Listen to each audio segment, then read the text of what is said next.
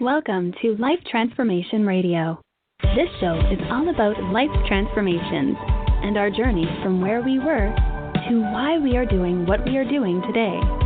We will discuss the hiccups, the roller coasters, and the blood, sweat, and tears that has been poured out while discovering our purpose. It is all about our transformations. Here is your host, Sean Douglas.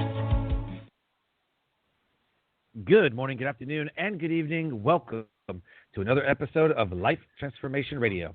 I am your host, Master Resilience Implementer, TEDx speaker, business positioning strategist, and international best-selling author, Sean Douglas.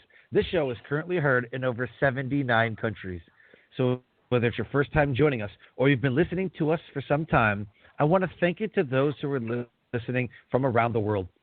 Life Transformation Radio is all about our transformation. Here, we tell the stories of why we're doing what we're doing. We highlight that transformational moment that changed our lives and how we use it to then transform others and elevate their lives as well.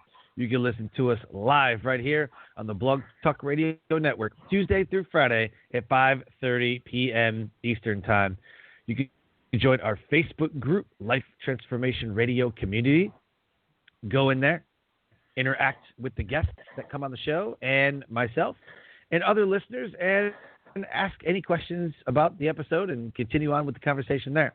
You can subscribe, rate, and review the show on Apple Podcasts, Stitcher, Spreaker, Spotify, TuneIn, Player FM, Radio Public, Overcast, Castbox, Himalaya app, the Google Play Music app, Pandora, and you can subscribe to our YouTube channel, Life Transformation Radio.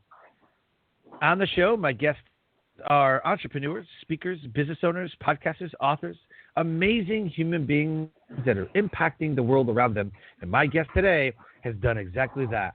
If you have any questions for any of the guests that I bring on the show during our live broadcast, go ahead and call us up at 657-383-1109.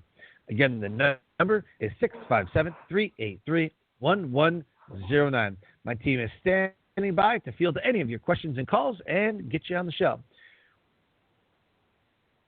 Without further ado, here is my guest for today, my friend, James McNeil. James, welcome to Life Transformation Radio. Thank you very much, brother. It's an honor to be here. Man, I'm happy to have you on the show. Today is a very amazing day. Today is your book launch of Finding Your Personal Mission, and it has hit number 21 in your category, man. So congratulations on the launch, and congratulations on the success so far. I appreciate it. Thank you so much for all the help you've given in getting me here, too. Thank you, man. Yeah, this is something that's kind of close to my heart. You and I have kind of traveled down similar roads in the sense that, military. I joined in 2001. You were in the Army a few years before me. Been deployed around the same time, and having that military mentality and doing what we do is not easy. And then being surrounded by those who are also struggling, we want to reach out to them. We want to, find our personal mission and really, just reach out and raise the level of awareness of veteran suicide. And I think you've done that. I appreciate that. Yes, sir. As you said, we've both been down very similar paths, and it's not always been good. We both are military, as you said. I was Army, you're Air Force. We both been to combat, and then we've both been down the darker side of that as well, looking at what could be a permanent end to a temporary problem. Right. Yeah, man. The rate of suicide right now with veterans, they always say it's about 22 a day. And then if you if you count the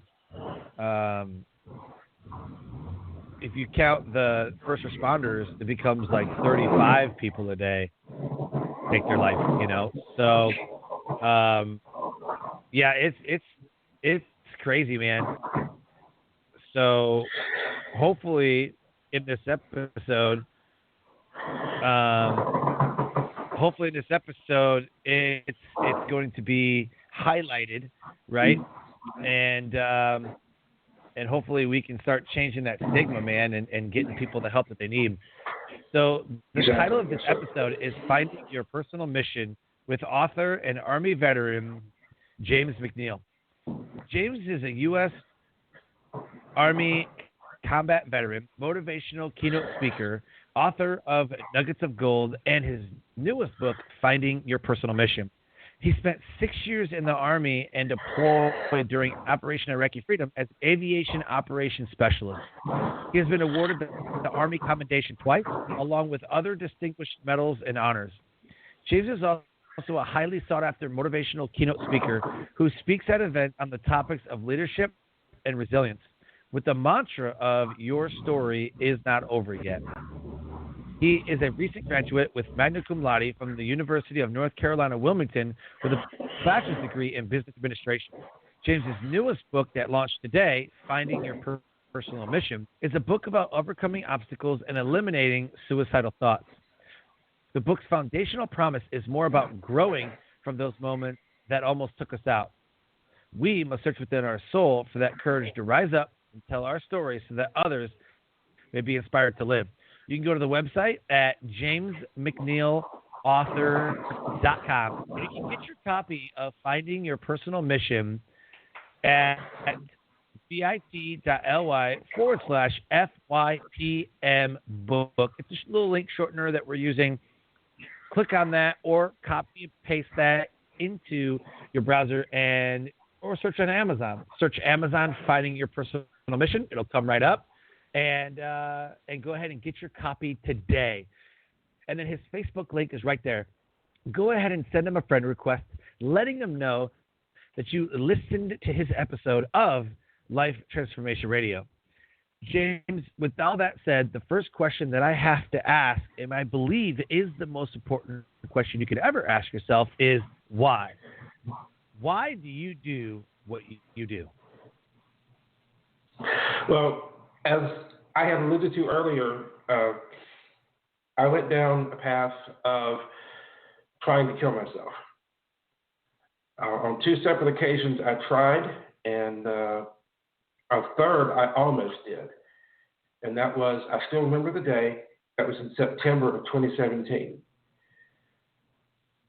I was sitting at my desk with a bottle of sleeping pills that were prescribed by the VA.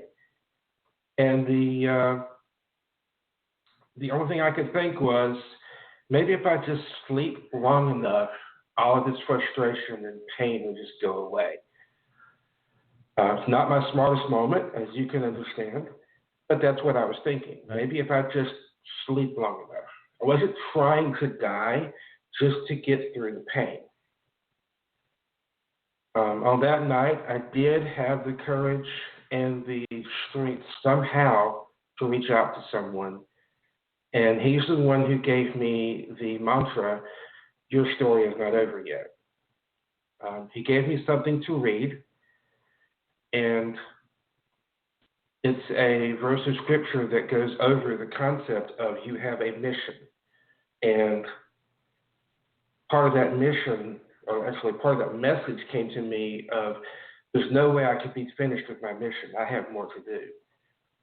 So from that came the concept of, I cannot be the only person who's feeling like this when we look at suicide. I've got to help other people. Right. I've got to show people that you can overcome this.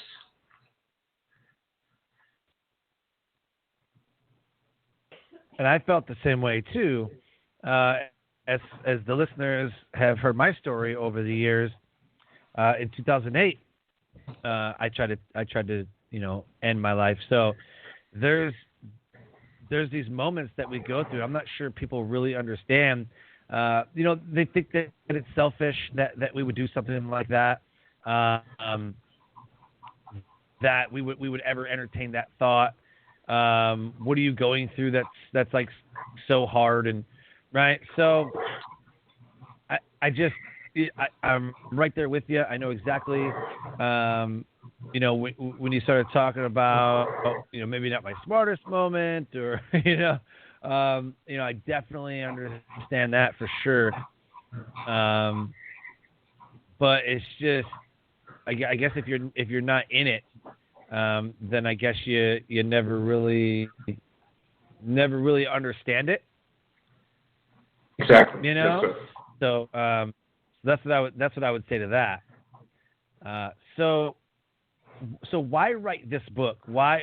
I mean, I love the title, Finding Your Personal Mission. I absolutely love the title. Why write this book? My reasons for writing this book dealt with looking at the obstacles that I overcame as I pushed through getting over the suicidal thought obstacle. Having suicidal thoughts, having the thought of maybe the world is better off without you, is its own obstacle. But as you overcome that, there's other things you need to work with. And this book came from, okay, I overcame this one this way. I worked with this one this other way. And my thought is, if I can share with people how I did it, maybe they can do it the same way. Because, and one of my favorite phrases is, there's nothing special about me that is not also special about you. If I can do it, you can do it. I like that. Yeah, that's really good, man. That's a good way to look at it. And I really like the mantra, like, your story's not over yet. My message to everybody when I'm speaking on stage is that you have the power to say, this is not how my story ends. Because everybody does. Everybody has an opportunity to say, this is not how my story ends. There's always a new beginning. There's always, I don't care what you're going through, it feels like the world is ending. And I know people who have been there. I know people who's, we have a mutual friend that lost his wife, recently. Yes, and I don't even know what I can't even imagine what he's feeling or what his kids are feeling. But in that moment, he might feel so much hurt and so much pain that he would want to end it. But it's not how your story ends. That's not how it's going to end. So yes, we go through a lot of hurt and pain, and sometimes we need something, and that's why alcohol and drugs are usually the precursor, because we want to dull pain, whether it be a childhood trauma or military trauma or a rape or a sexual assault or something that happens in our life that says, you know what, this isn't worth living. Like, this life is so bad that I cannot be here. And so I'm hoping that your book definitely flips the thinking and transforms someone's mind into choosing a different path other than suicide. 100% agree. And I'm very glad that you're bringing up other avenues that people go down to get on that road. Abuse, workplace, for us, military, different things, it can inflict trauma on us. And while my first priority has always been working with veterans, because I am one, suicide is the enemy here. LGBT, veterans, first responders, teachers, young people, suicide affects everyone. And everyone can overcome it the same way. By tackling the obstacles that we face that keep us from seeing that we can overcome this thing. One thing that you brought up, I actually went to a section in my book where it talks about failing and how failing is the secret ingredient to success. Counterintuitive as it sounds, if you're afraid to fail, you will never succeed. And Love it. one of the examples is Abraham Lincoln. Now, we've both learned that Abraham Lincoln ran for office many, many times before he was president. But did you know that Abraham Lincoln was in the military? Okay. He at that time, that. you had your own. A lot of people didn't. He was Private Lincoln. At that time, if you had the money and if you had the people that would follow you and you had the equipment, you could be a commander of your own militia. This is in the 1850s, 1860s time frame. The U.S. military wasn't the thing that we know it is today. You could have your own local militia, and he did. He was very wealthy, and he had people that would follow him, and he was the commander of his own militia. He just had one small problem. He sucked as a commander. I'm sure you know of people who suck as a commander, who got to be a commander, but with him, it ended up moving him down the ranks. Since he couldn't command, he put someone else in command and became XO. Then he worked down another rank, and eventually he ended up being a private. And if you look at that, that could be looked at as a failure. He failed as a military leader. He failed as a support officer. He failed at all these things.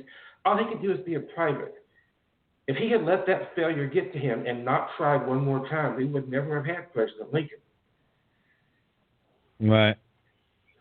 And for me, after I got out of the military, I tried so hard to find work, and I tried and tried and tried. And I've heard people tell me, well, you were in the Army. Of course it's going to be easy for you to find a job. But it wasn't. I could have let that failure get to me and stay down. But I chose with help, because like I said, I did reach out, but I was able to turn that around and say, you know what, I'm not going to let this keep me down. And as you said, I just graduated Magna Cum Laude with a degree in business administration. Am I working right now? Well, working on this book.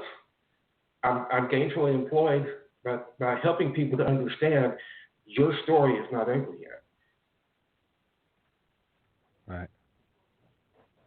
Right. So the point of the show is about transformation, and the subtitle of your book is Transforming Your Mind to Overcome Suicidal Thoughts. So let's talk about your transformational moment. Everyone goes through one or a couple, but what would you say is your transformational moment that happened to you or that changed your life and put you on the path to what you're doing today? My transformational moment. I've already brought it up, actually. It was in September of 2017. Whenever I was sitting at my desk, it was almost midnight, and I was looking at that bottle of pills thinking, if I can just go to sleep for a while, everything will be okay. And one of my friends gave me the mantra, your story is not over yet. But he also gave me an assignment that night. He said, I want you to read this scripture. For those of you who follow along with the Bible, it's Ephesians chapter 2, verse 10. And in that scripture, it says, for you are God's workmanship, created in Christ Jesus to do good works. And he asked me the question that stuck with me that night. He said, because he knew I loved swords, and actually at one time had a collection. He said, what does it take for a sword to be considered a masterwork sword? I said, I have no idea what you're talking about, but go ahead and tell me. Like I said, I was not in a good place mentally. He said, for a sword to be considered a masterpiece, it has to be made by a master, correct? I said, that's true. He said, is not God considered the master? Okay, good point. He said, we could easily say God don't make no junk. But he's a master. He made you. You're a masterpiece, man. You're not just not junk. You're a masterpiece. You were perfectly made the way you are. Flaws in everything for a purpose. To do some amazing work. Why are you quitting before your work's done? And it's been almost 3 years since he said that, and I still remember word for word. Why are you quitting before your work is done? That's powerful, man. I got Wow. goosebumps just thinking about that night. That's incredible. That was my transformational moment when I realized that I was quitting before my work was done. Yeah. So where do you see yourself going from here if your work's not done? So using the title of your book, Finding Your Personal Mission, what have you found to be James's personal mission? My personal mission is to bring hope to people, to help them understand that no matter how bad things get, don't quit. You can get through this. Since that time, how do you do that? I have helped. Say again? Yeah, I was saying, how do you do that? Well, it's not only through this book, but also through the line of T-shirts that I have, the Inspirational Connection. I'm actually wearing one of them right now. It says, your story is not over yet. I've got one that says, you say I can't, I say just watch me. Just different things that people can wear their motivation to say, look, I'm going to get this done. And then, of course, for people that I know, my inbox on Facebook, my telephone are always available. And it's just generally reaching out to people and saying, I'm here, we got this, let's work together. Yeah, for sure. So you're a highly sought after speaker. You have now 2 books. What do you think is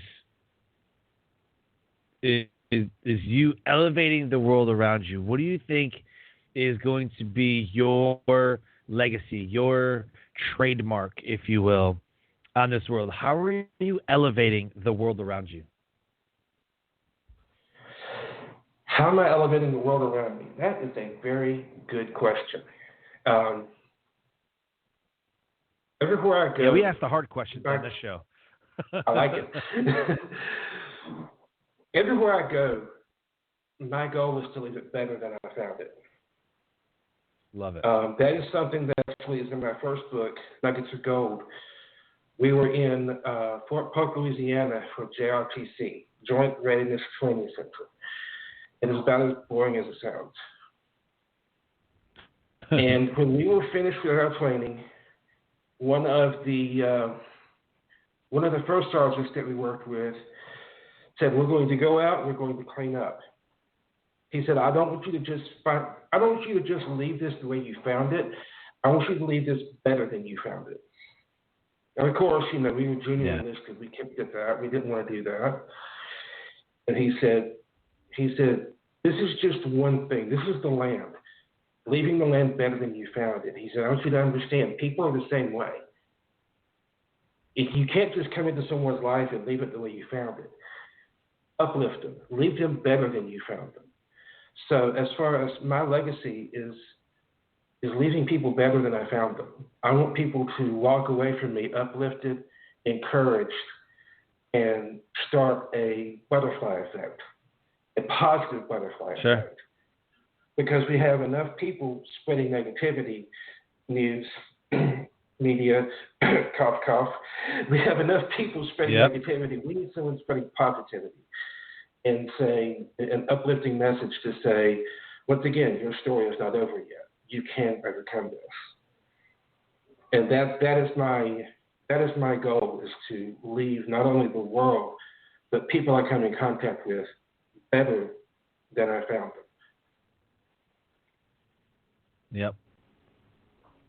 I love that, man. I was always taught the same thing. Leave things better than you found them. If you go into, doesn't matter. If you go into to someone's bathroom, if you go to wherever, go to someone's house, if you rent somebody's house out, you improve it. Mm-hmm. Same with people, same with their cars, like if you borrow somebody's car, go ahead and wash it, It's not saying you have to get like super detailed and just go way above and beyond, but doing that, leaving it better than you found it, I think is a great way to live. And teaching kids that. I remember years ago, we were walking by a trash can, and my youngest at the time, who is now 6, we were walking by a trash can, and she was pulling away from me, and she ended up putting a piece of trash in the can. Somebody had attempted to at least get it in there, but missed. But she ended up picking it up. I'm like, don't pick that trash up. I don't want her to get dirty or whatever. You don't know where that trash has been, right? But then I thought about it. I was like, that's a great way to think about it. Like, just pick up a piece of trash and just put it away. Like, I don't know. I must have done something right. Knowing that, seeing that moment, right, and taking it in. I wonder how many times we don't do that, like you said, with people. That includes people. Leaving people better than the way that you found them. That's a great way to elevate the world around you, is to leave people better than what you found them. That's pretty cool, man. Exactly. Thank you. In 2003, I had a chaplain tell me something that stuck with me. He said, everyone has a sphere of influence. And of course, we're in the Army. He's using the military as an example. He says, everyone from the chief of staff down to that brand new private just got off the bus at basic training. Everyone has a sphere of influence. Your sphere of influence may not be as big as mine, and it may be bigger. Mm-hmm. But regardless of your sphere of influence, you can work with that and uplift your sphere of influence. And like I said before, you can start a positive butterfly effect that can end up taking over the world with people uplifting each other. And you could, just by doing that, stop someone from going down that road, because you uplifted someone who uplifted someone. It gets to that one and it says, wait a minute, people really do care. It's as simple as that. Right. And notice I didn't say easy, but it's as simple as that. Just uplifting people around you. Very cool, man. Yeah. So let's talk about your book for a little bit, Finding Your Personal Mission. How was the journey with that? I know a lot of people being with the lockdowns and quarantines and everything else, there's a lot of people that are writing books right now. Talk about the journey of writing this book. This was definitely a labor of love. The book was interesting to write because I was looking at some of my worst moments, some of my weakest moments, and saying, let's put that under the magnifying glass and see where I messed up, where I did right. And that's not always a fun view to look at yourself. But I went to where I had made mistakes in the past. I went to where I had tripped and fallen, and I wrote about it. So it was definitely a labor of love. Perfect. And so how long did it take you? Where did you find the inspiration to keep on going? I remember when I told you with the your story is not over yet mantra? Right. Yeah, right. wrote that on a piece of paper and taped that to my bathroom sink, or to the mirror above my sink, rather. And every morning when I got up, I would see that. And not every morning, but most mornings, it would remind me of another aspect of what I was overcoming, and I'd go and write that down. So it was a little bit every day of going back and going over what I had learned and the obstacles I had overcome. So, Jack, I'm not sure how to answer the question, but it was how I wrote it was a little bit every day. Taking a look at things I had. Go ahead. So the reason I asked is because there were moments when I was writing my book back in 2016, and I had wrote about just overcoming self-defeating behaviors, and I identified self-defeating behaviors that people exhibit, and I used real life moments, of self-defeating behaviors. Some that were displayed in family members, some that were displayed in friends, some that were just case studies that I found, some were in myself, and I wrote about moments that I thought were very special to me. That this is how I imagined life, or I remember 5 or 6 years old, at my grandparents' house, that because they live on a 10-acre farm, and he always raised animals. He had horses and cows and chickens and pheasants and like all kinds of stuff. So we'd always go and see the animals. It's amazing.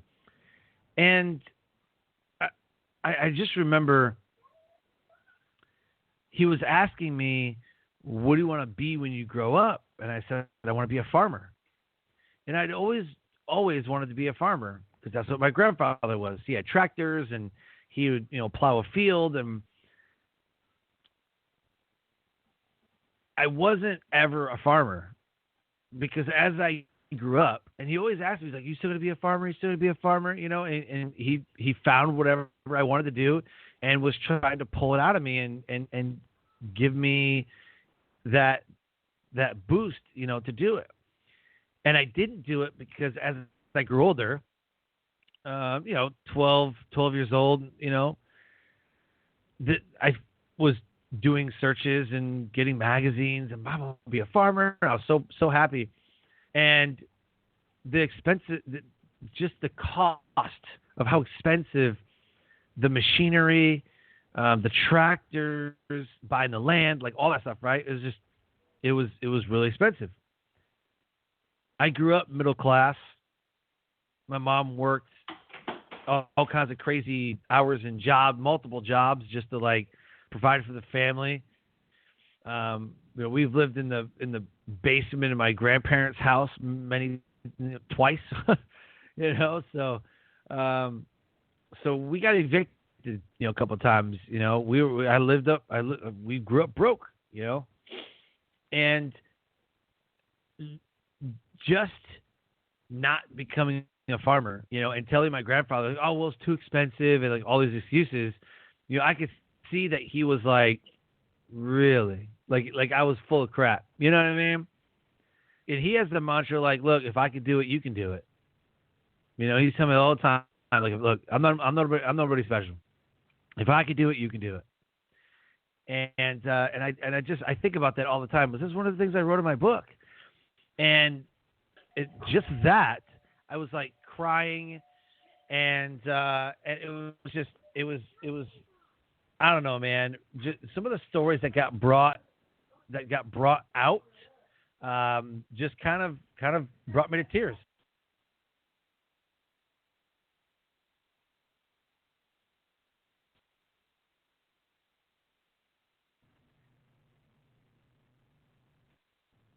You still there? I apologize. I somehow hit mute.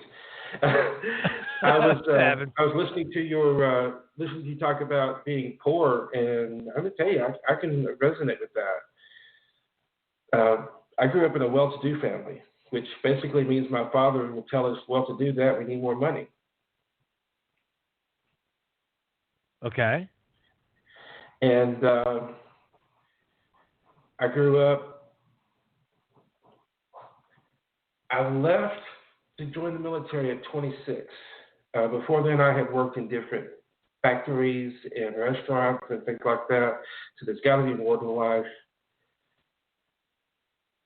When I got out of the military, again, I thought, hey, I can get a job. And people are lining up to hire veterans, and they're just not. So yeah, I understand where you're coming from with the struggles and trying to figure it out. You know, I hear this so many times, like, oh, you're a veteran, like you'll get hired. You get hired, a veteran. You know, it's just not the case. I'm surprised at how many people don't hire veterans.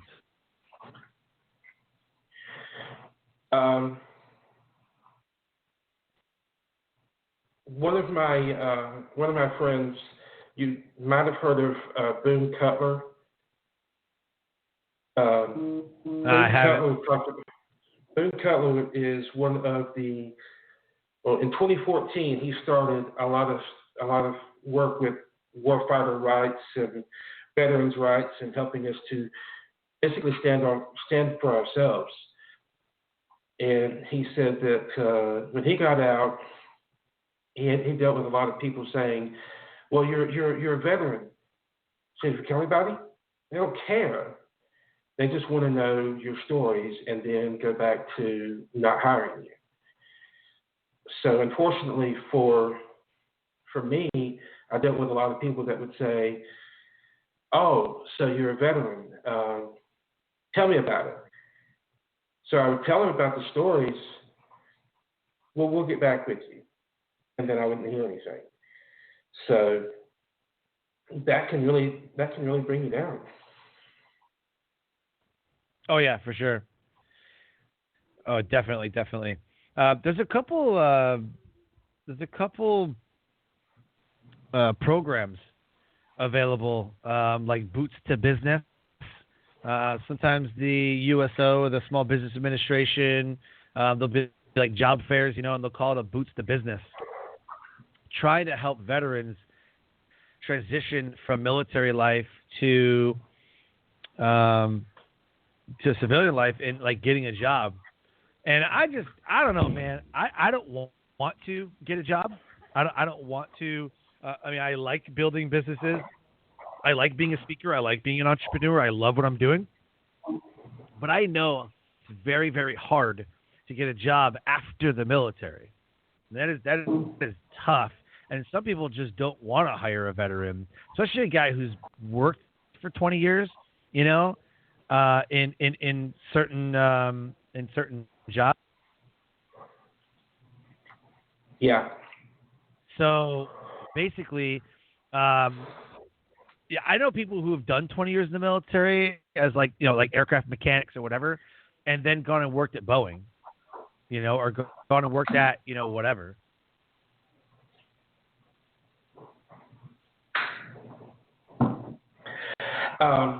I've known people that have, actually my own first sergeant, when he got out, he got a really good job, which is great for those who retire, but I was medically discharged after 5 years, so finding work was a little bit more difficult. And that's where the need for the message came through of your story is not over yet. Right. Hey, you messed up. Let's keep going. Yep, absolutely. I know how. I mean, it's something we talk about all the time. You know, guys, and so now what they've done is they've got something called Skill Bridge, and guys who are getting out of the military can actually do 6 months in an intern somewhere. It's called Skill Bridge. So you basically go work at a company that you really want to work for. You want to go be a real estate agent. You want to go be a marketer. You want to go whatever. You're going to go work at a company for 6 months, still get paid active duty military pay, but you're just getting out 6 months earlier to transition into whatever job that you're going to hold. But yeah, I know guys who have worked for 20 years as a crew chief or, you know, a maintainer, you know, on aircraft, and then gone and got a civilian job doing the same thing. I think it sucks for those guys because they want to start at the same position that they were in. That's just not how it works. You're not get hired as a manager like right off the bat. You know, you got to go back to being a worker bee. And I know it's tough, especially if you're like up there, you know, senior NCOs, you know, E7, E8, E9. You know, it's tough for those guys. So especially officers. Officers get out and it's like, what am I to do? I was an officer, you know, and now they're not doing anything. You know, and then there's other people who have guaranteed jobs. They've done it right, and you know, but for the bulk of people, man, you know, you see a lot of veterans that are just out of a job, or they're doing something completely different because it's the only job that they can get. So it's tough. It can be very tough, yes, sir. So as we start to close the show, go ahead. Go ahead. But again, I went through it. A lot of other veterans have gone through it. And one thing that I have learned is that just because you stumbled does not mean that you failed, and it does not mean you're a failure. The first two chapters of the book I dedicated to the concept of imposter syndrome, to help people understand that failing is a part of life. Needing help is a part of life, and it does not make you an imposter. Yeah, I think people are sometimes afraid to ask for help when they need it the most. You know, there's a very big difference between asking someone like, hey, can you give me a ride? Or, hey, you know, just like those superficial stuff, but like asking for like real help, you know, for like an addiction, depression, stress, you know, whatever. I think people are maybe feeling ashamed, you know, to ask for help. So hopefully we can break that stigma at some point, you know. But what I want to ask is what is the one takeaway? What is the through line of this episode that you want people to know and take away from the show today? What is your takeaway for the audience, for the listeners?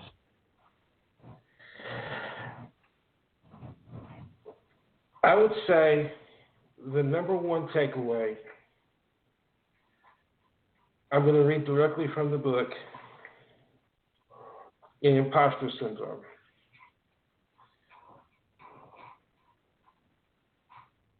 Which I have to scroll to, of course.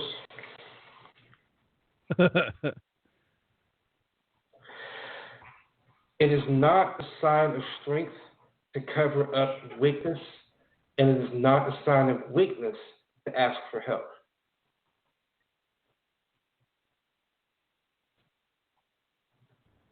I like it. It's not a sign of strength to cover up your struggles, and it's not a sign of weakness to ask for help. Right. I like it, man.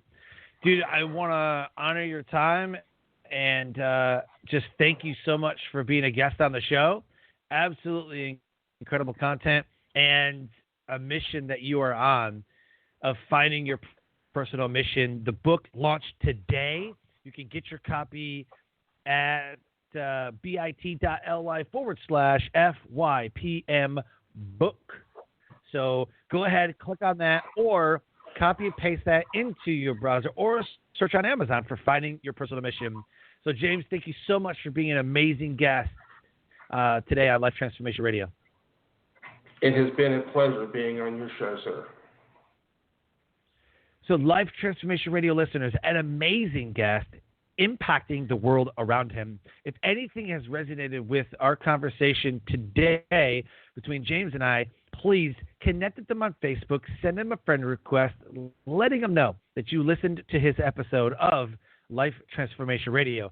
Go ahead and get your copy of Finding Your Personal Mission, transforming your mind to overcome suicidal thoughts.